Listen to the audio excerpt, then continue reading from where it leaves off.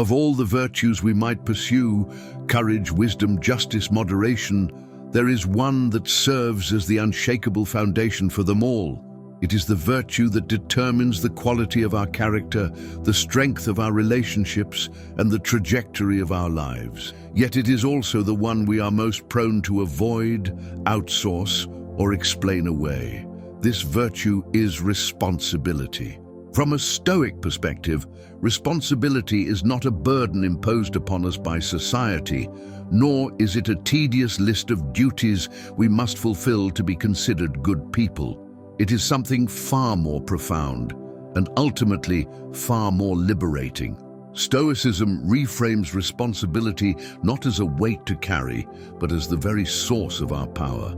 It is the conscious recognition that while we control very little in this vast, unpredictable universe, we have absolute authority over the one thing that matters most: our faculty of choice, our judgment, our assent, our actions, and our responses. The great Stoic emperor Marcus Aurelius, who shouldered the immense responsibility of leading an empire through war and plague, constantly reminded himself of this core tenet.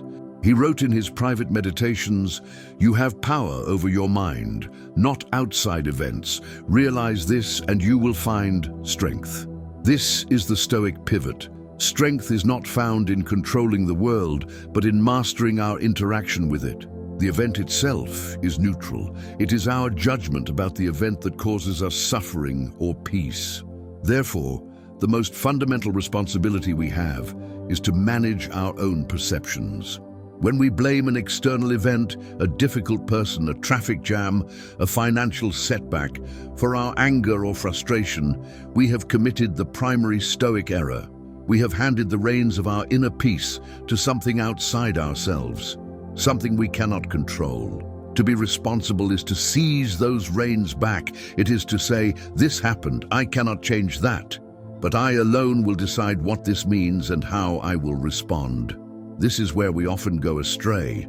We operate under a grand illusion that responsibility begins and ends with our direct actions. But the Stoics push us further. Epictetus, the philosopher born a slave, taught that our responsibility runs much deeper. It encompasses not just what we do, but also our opinions, our desires, our aversions, and even our thoughts. He divided all of existence into two categories: that which is within our complete control and that which is not. Within our control are our judgments, our impulses, our desires, and our aversions, essentially our internal world. Outside our control are our body, our property, our reputation, our status, and all the actions of others. Most human misery, the Stoics observed, springs from a single source, confusing what is within our control with what is not. We feel responsible for things we cannot change: the weather, the past, another person's feelings, and we neglect our true responsibility, our own voluntary choices. We exhaust ourselves trying to manage the unmanageable, and in doing so, we neglect the only garden we are truly meant to tend: our own mind. Therefore, the first and most sacred Stoic responsibility is the discipline of perception. It is the daily, moment-to-moment practice of examining our impressions. When an event occurs, before we react, we have a choice. We can accept the initial, often judgmental impression, "This is terrible," or we can pause and subject that impression to rational scrutiny. Is this truly terrible? Or is it merely an inconvenience? Is this person truly evil, or are they acting out of ignorance, as the Stoics believed all wrongdoers do? This act of pause, this refusal to be carried away by the first flash of emotion, is the bedrock of Stoic responsibility. It is taking responsibility for the filter through which we see the world. The second Stoic responsibility is the discipline of action. This means acting with intention and virtue in the sphere that we can influence. It is not enough to have correct judgments. We must translate them into correct action. Our responsibility is to act justly, courageously, temperately, and wisely in our dealings with others, regardless of how they treat us. Seneca eloquently captured this when he wrote, "Wherever there is a human being, there is an opportunity for a kindness." Our responsibility is not contingent upon the worthiness of the recipient. We act rightly because it is in our nature as rational beings to do so, not because we expect a certain outcome or reward. This is how we maintain our integrity. We cannot control whether our boss promotes us, but we can control doing our job with excellence and integrity. We cannot control if a friend betrays us, but we can control being a trustworthy and loyal friend ourselves. We are responsible for the effort, never for the outcome. This removes a tremendous weight. We are not responsible for results. We are responsible for our conduct in pursuit of those results. The third responsibility is the discipline of will or acceptance. This is our responsibility to align our desires with reality, also known as the doctrine of amor fati, the love of fate. It is the choice to embrace, rather than fight, what is outside our control. When something we did not want happens, our responsibility is not to rage against it, but to accept it as if we had chosen it ourselves. Why? Because it is now part of the tapestry of your life. To fight it is to fight reality itself, and that is a battle you will always lose. Marcus Aurelius wrote, "A blazing fire makes flame and brightness out of everything that is thrown into it." The Stoic aim is to be that fire. Our responsibility is to use every obstacle, every setback, every piece of misfortune as fuel for our own growth. The event itself is not good or bad. Its value is determined by how we use it. Therefore, we are responsible for finding the opportunity within the difficulty. This is not passive resignation. It is active acceptance. It is the powerful choice to say, "This is my reality now. How can I use it to become stronger, wiser, or more compassionate?" This trifecta of responsibility for our perceptions, our actions, and our acceptance culminates in the most profound responsibility of all, the responsibility for our own flourishing, our own eudaimonia. The Stoics argued that a good life is not a gift given to us by fortune, the gods, or other people. It is an achievement. It is built through the consistent exercise of rational choice in accordance with nature. You are responsible for your own happiness, not your parents, not your partner, not your job, not your bank account. You. This is perhaps the most terrifying and the most empowering idea in all of Stoicism. It is terrifying because it leaves us with no one to blame, but it is empowering because it means our happiness and peace of mind are always within reach, regardless of our circumstances. They are the direct products of the choices we make right now. This philosophy stands in stark contrast to the modern world, which often encourages us to outsource our responsibility. We are taught to blame our childhood, our genetics, our economy, our politicians. While these factors certainly present challenges, the Stoic insists that they do not determine our character. Your past may explain you, but it does not excuse you. Your circumstances may be difficult, but they do not define you. Your character is defined by how you respond to your past and your circumstances. Viktor Frankl, a modern thinker deeply influenced by Stoic thought, witnessed the worst of humanity in Nazi concentration camps. Yet, he emerged with a conclusion that echoes the core of Stoicism. Between stimulus and response, there is a space. In that space is our power to choose our response. In our response lies our growth and our freedom. That space is the domain of responsibility. So what does this look like in practice? It looks like the person who receives criticism and instead of becoming defensive asks, "Is there truth in this that I can use to improve?" That is taking responsibility for their growth. It looks like the leader who takes ownership of a team's failure rather than scapegoating others. That is taking responsibility for their leadership. It looks like the individual who, after a painful breakup, chooses to reflect on their own role in the relationship's demise rather than vilifying their former partner. That is taking responsibility for their relationships. Ultimately, Stoic responsibility is about reclaiming your agency. It is a proactive, not a reactive, stance toward life. The irresponsible person is like a leaf blown by the wind of external events, blaming the wind for their direction.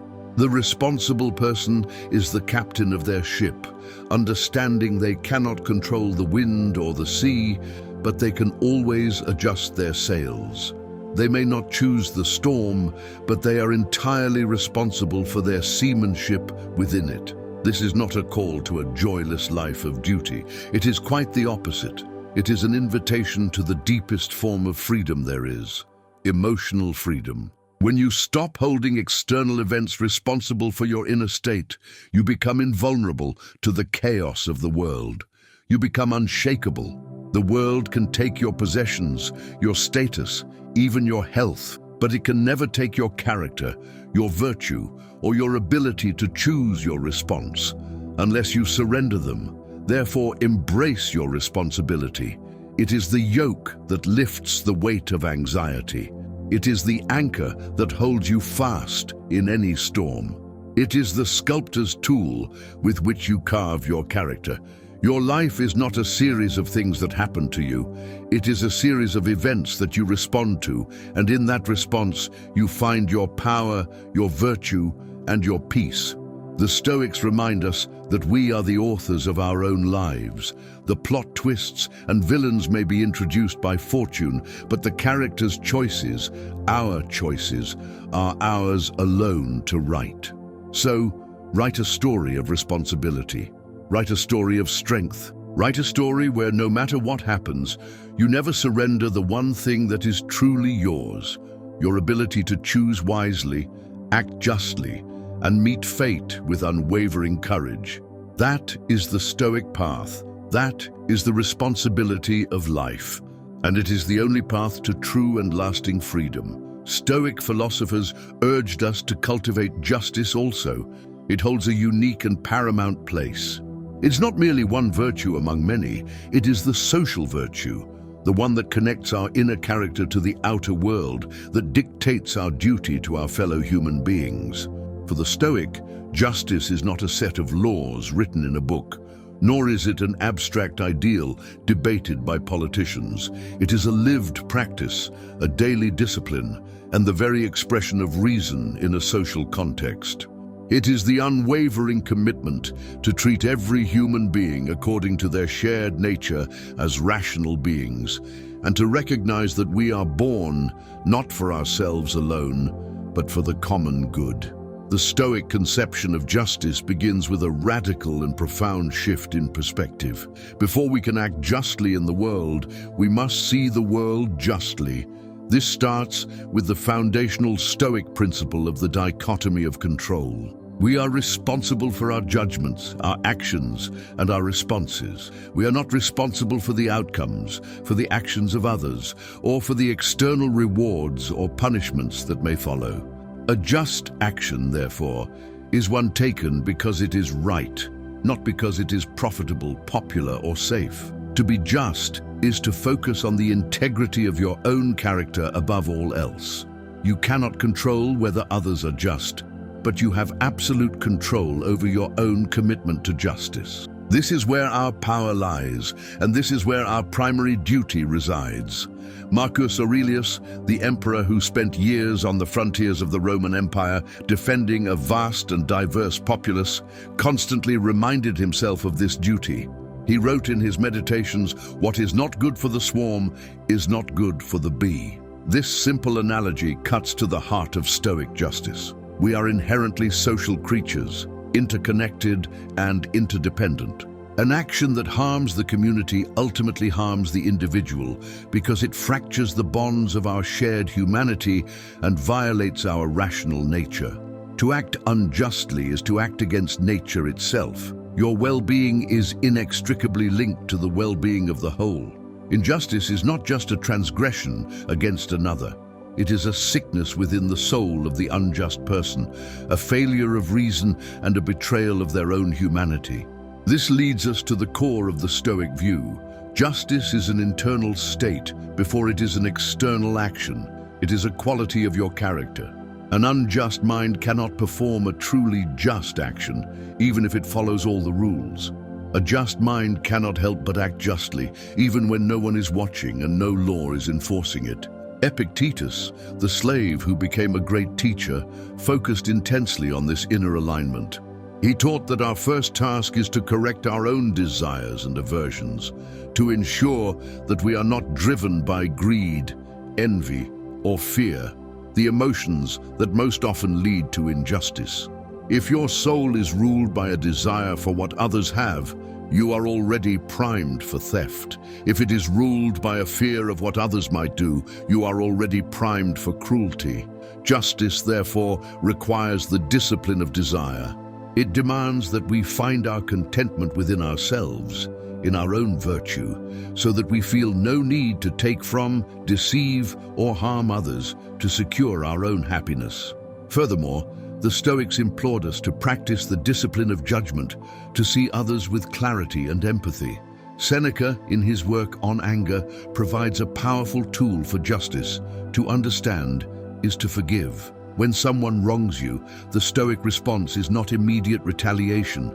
It is a pause for rational inquiry. Why did they act this way?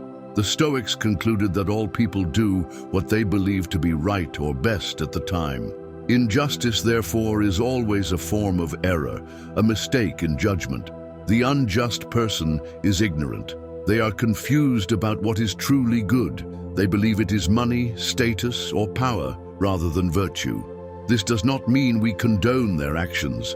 We must often stop them to protect the community, but it does mean we view them with a form of pity rather than blind hatred. We see them as sick souls in need of correction, not monsters to be destroyed. This empathetic judgment is the bedrock of a just and stoic response to wrongdoing. It prevents our own souls from being corrupted by bitterness and rage, which are themselves forms of injustice to the self. This philosophy extends beyond individual interactions to our role as citizens of the world.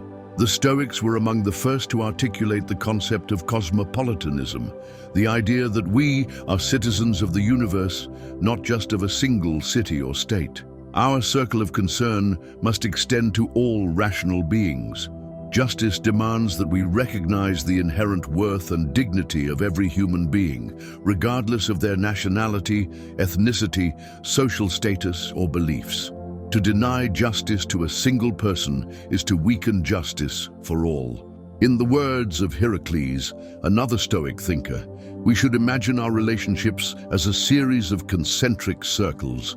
At the center is the self, then immediate family, then extended family, then local community, country, and finally, all of humanity. Our task is to constantly draw these circles inward, to extend the same care and consideration we give to ourselves and our family to wider and wider circles of people. This is the active practice of global justice. So what does this look like in the concrete reality of our daily lives? Stoic justice is not primarily about grand gestures or political revolutions, though it can inspire them. It is found in the micro-interactions of every day. It is the commitment to honesty in all your dealings, not because you might get caught, but because deception is a violence against the truth and a corruption of your rational nature. It is the commitment to fairness, to giving others what they are due, whether it is a fair wage for work, honest feedback, or simple gratitude. It is the commitment to courage, to speaking up when you see an injustice, even when it is unpopular or risky to do so. It is the commitment to mercy, to tempering the letter of the law with the spirit of understanding, remembering that those who err are misguided. It is the shopkeeper who charges a fair price to a stranger they will never see again. It is the manager who promotes an employee based on merit, not on favoritism. It is the citizen who listens to an opposing political view with the goal of understanding, not just of refuting. It is the simple act of refusing to participate in gossip, because to talk unfairly about someone behind their back is a petty form of character assassination. It is the decision to assume good faith, until proven otherwise, and even then to respond with measured correction rather than vengeful retaliation. Ultimately, Stoic justice is the relentless practice of seeing the divine spark of reason in every person you meet and acting in a way that honors that spark. It is understanding that an injustice to one is an injustice to all, including yourself, because it tears at the fabric of our shared humanity. It is the recognition that your character is the one thing you truly own, and to stain it with injustice is the greatest poverty imaginable. The world is filled with unfairness, with corruption, with systemic and individual acts of cruelty. The Stoic does not use this as an excuse to participate or to look the other way. Instead, they see it as a call to duty. You cannot fix all the injustice in the world, but you are absolutely responsible for the justice within your own sphere of influence, your thoughts, your words, and your deeds. Therefore, let your life be a testament to justice. Let your actions be so fair, so honest, and so compassionate that they become a quiet rebuke to the injustice around you. Do not worry about building a perfect world. Focus on perfecting your own virtue. As you do, you will inevitably leave a trail of fairness, integrity, and respect in your wake. You will become an anchor of stability in a chaotic world. And in doing so, you will fulfill your highest nature as a rational being and your highest duty as a citizen of the world. That is the power, the practice, and the profound promise of Stoic justice. Also moderation, another ancient Stoic virtue championed. Quiet, steady, and profoundly transformative power in the one that is most often misunderstood and most frequently dismissed as a form of weakness or deprivation. From a Stoic perspective, moderation is not about self-denial for its own sake. It is not about living a life of scarcity or pinched austerity. It is, in fact, the very opposite. It is the ultimate expression of self-mastery and the surest path to true, unshakable freedom. It is the disciplined art of distinguishing between what is enough and what is too much, and in that discernment, finding a wealth of peace that external indulgences can never provide. The Stoics, from Zeno and Cleanthes to Seneca, Epictetus, and the Emperor Marcus Aurelius, understood that the human soul is easily enslaved by its desires. We are not born with an innate sense of limit. Left to its own devices, the untrained mind will always crave more. More pleasure, more wealth, more praise, more food, more excitement. This endless pursuit is a treadmill that leads only to anxiety, dissatisfaction, and a fragile dependence on things that are ultimately outside of our control.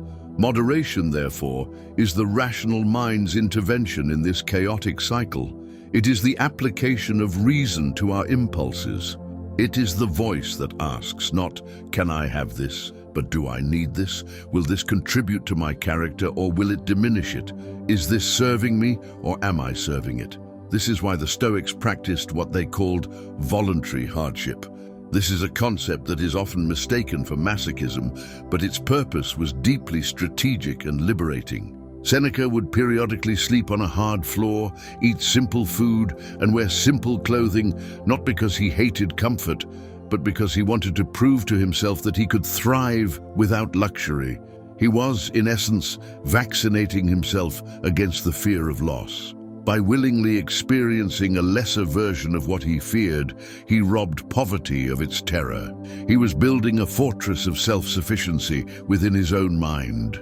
He knew that a person who is terrified of losing their wealth, their status, or their comforts is not free. They are living in a gilded cage of their own making, constantly anxious that the locks might one day fail. The moderate person, by contrast, knows they can be happy with very little, and therefore everything they have beyond that little feels like abundance, not necessity. This is the profound Stoic paradox. By limiting your desires, you actually expand your freedom. Marcus Aurelius, perhaps the most powerful man in the world during his reign, constantly reminded himself of this. In his private journal, known today as Meditations, he wrote, Very little is needed to make a happy life. It is all within yourself, in your way of thinking. He didn't say this as a man who had nothing. He said it as a man who had everything the world could offer and had realized its ultimate emptiness. He practiced moderation to protect his character from the corrupting influences of excess and unlimited power. He knew that overindulgence, whether in food, drink, or authority, clouds the judgment, weakens the resolve, and makes one a slave to sensation rather than a master of reason. This brings us to the core of the Stoic view. Moderation is not about the external object itself, but about our internal relationship to it. A glass of wine is not inherently good or bad. It is our relationship with it that defines its value. Does the wine serve you as an occasional pleasure, a social lubricant enjoyed with friends? Or do you serve the wine, craving it, depending on it to soothe your anxieties, and feeling its absence as a genuine loss? The former is moderate use, the latter is a form of slavery. The Stoic goal is to be able to take something up or put it down with equal ease. This applies to everything: your phone, your career ambitions, your need for validation, your possessions. The question is always, am I in control here, or is the desire in control of me? Epictetus, who began his life as a slave in the physical sense, dedicated his philosophy to teaching people how to avoid being slaves in the psychological sense. He famously said, "Freedom is not achieved by satisfying desire, but by eliminating it." This is the engine of Stoic moderation. It is the conscious and rational pruning of unnecessary desires. It is the understanding that every craving we add to our lives is another chain we willingly fasten to ourselves. The desire for a newer car, a bigger house, or more lavish praise becomes a source of constant tension, the tension between what we have and what we want. Moderation seeks to dissolve that tension by aligning our wants with our needs. It is the practice of wanting what you already have. Furthermore, moderation is the guardian of clarity and effectiveness. A mind clouded by overindulgence, be it in food, drink, entertainment, or anger, is a dull instrument. It cannot think clearly, act wisely, or respond to adversity with grace. Seneca warned against the constant pursuit of pleasure, arguing that it exhausts the spirit and leaves one numb to genuine joy. He compared it to constantly adding seasoning to food until you can no longer taste the food itself. The moderate person, by living within clear boundaries, sharpens their senses and their mind. They experience the world with greater intensity and clarity because they are not dulled by excess. They have the mental and physical energy to face challenges, to be present for their loved ones, and to pursue their duties with vigor. They understand that energy is a finite resource, and wasting it on trivial pursuits and excessive indulgences leaves nothing in the reserve for when true hardship arrives. In our modern world, which is an engine designed to generate an inflamed desire, the Stoic practice of moderation is a radical act of rebellion. It is a refusal to participate in the frantic cycle of consumption and dissatisfaction. It is choosing to be defined not by what you consume, but by your character and your contributions. So, what does this look like in practice? It is the discipline of the morning routine, choosing a few minutes of reflection over the endless scroll through social media. It is the conscious choice at the dinner table to eat for nourishment and pleasure, not for numbness or escape. It is the financial decision to save and invest for security, rather than spending every dollar on fleeting status symbols. It is the emotional regulation of sitting with a difficult feeling like boredom or anxiety instead of immediately distracting yourself with stimulation. It is the commitment to deep work, focusing on one important task instead of fracturing your attention across a dozen trivial ones. Moderation is the space between stimulus and response. It is the pause between the craving and the action. In that pause, you exercise your humanity, your reason. You ask the Stoic question, is this within my control? Your desire for the piece of cake is not within your control. It arises naturally. but your decision to eat it or to pass, your reasoning about whether it aligns with your greater goal of health and clarity, that is within your control. Moderation is the muscle you build in that pause. Ultimately, Stoic moderation is the practice of building an inner citadel so strong that the storms of external circumstance cannot shake it. By limiting our dependencies on things outside our control, we make ourselves invulnerable to fortune's whims. We find that true wealth is not having everything we want, but wanting everything we have. We discover that the most luxurious feeling in the world is not the thrill of acquisition, but the profound peace of self-possession. It is the quiet confidence that comes from knowing you are the master of your desires, not their servant. Therefore, embrace moderation not as a limitation, but as your liberation. See it as the key that unlocks the door to a life of focused intention, resilient peace, and authentic freedom. Start small. Choose one area of your life where excess has taken hold and apply the gentle, firm pressure of reason. Reclaim that territory for your own sovereignty. Remember the words of the Stoics: you cannot always control what happens to you, but you can always control how much it matters to you. By practicing moderation, you ensure that the things that matter most, your virtue, your character, your peace of mind, are never sacrificed for the things that matter least.